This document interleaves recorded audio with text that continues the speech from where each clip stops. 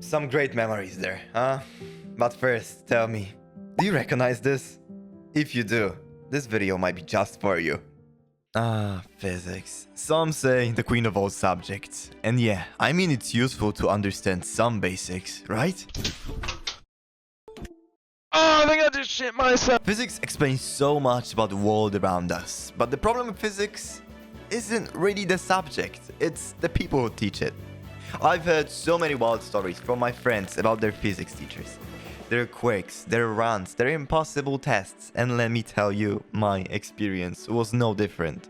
To really get it, we have to go back to high school. I ended up in this program that focused heavily on physics, math, and computer science. I was still deciding if I wanted to go into medicine, so I wasn't even sure if I've chosen the right path.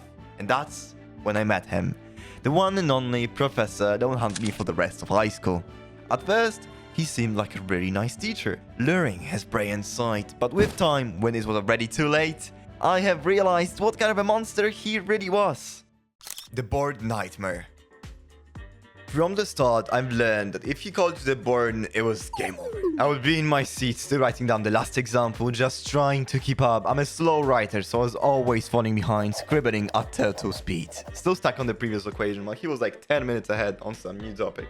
And just when I thought that maybe I'd catch up, he'd go, "Mr. Gooba, come to the board." At that point, I would freeze. He might be as well calling me for my own execution. So there I was, walking up to the board, no idea what he's been talking about for the last 10 minutes. I would just get up there, chalk in hand, staring at this random problem he would put up, and he'd just say, "Do the example faster." And I'm just standing there like, faster? I don't even know what I'm looking at. Every time I looked up, he would be just standing there with this mix of disappointment and impatience, like he couldn't actually believe I hadn't just absorbed the formula telepathically. The QB trauma. Then there was the whole QB thing. During magnetism, while transforming an equation, he would say, "So you take QB." And every time he said it, I would have a mini heart attack because it sounded just like my name. You get it, right? One of my best friends, Maya, would always make fun of it. She even started calling me QB instead of my name. I think I'm still written in her contacts as QB to this date. The Riddle Master. Then there was this other thing that he loved to do, and it was these weird riddles designed to make you like a total idiot in front of everyone. I'll never forget one of them. Who pulls harder, you or the earth? In that moment, my brain would always shut down. I felt like the whole class was waiting for my answer, and the stress just didn't let me think straight. I would start thinking that maybe it's a trick question, but at the same time, the question implies there are only two options. So I guessed, and it turned out that it was neither of them, because they pulled the same.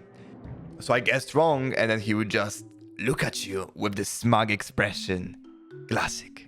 As expected. Like he was proud of himself for doing that. The health leaf that wasn't. At one point, he had a surgery, and we all thought we would finally get a break, because he never missed a single lesson for the whole year. We even had bonus lessons, as he would always cover for the other teachers. But no, it was during quarantine, and he heard that we moved to online classes. So he helped them from the hospital, when it's forbidden to conduct classes during medical leave. But guess what? He didn't care. He even said that if someone did not attend, he would ask them for a grade on the next lesson from the same material. Apparently, he didn't let little things, like a surgery, get in his way of teachings. The Villainous Look. And he had this look, you could even say an aura. He would show up every day in his Hawaiian shirts, looking like some kind of a villain with a limp from his knee injury. Now that I think about it, it kinda looked like Victor's walk from Arcane. And he always had this, let's say, unique smell that left a trail after him. And he felt like a villain because he loved giving Fs. But the end of the semester, there must have been around 120 Fs. I think everyone had to retake a test at least 3 times. The impossible tests. Oh, so are we on the topic? As a person with dyslexia and ADHD, those tests were a complete nightmare. They were impossible. You barely had time to finish, and that was with people without ADHD and dyslexia. Just when you thought you would start making some progress in one problem, boom! Time's up. My time has come. It was like he got some kind of enjoyment from watching us all scramble under pressure. So yeah, physics is important, but it's hard to appreciate the beauty of it when you're in a class like that. I mean, I've learned a lot, that's a fact, and thanks to these experiences, I am stronger mentally, But I would never want to come back to this. If you are in the same situation right now, I hope that you will survive this and show the world what you're made of. I believe in you. And as they say, what doesn't kill you makes you stronger. Here's the trauma of physics class.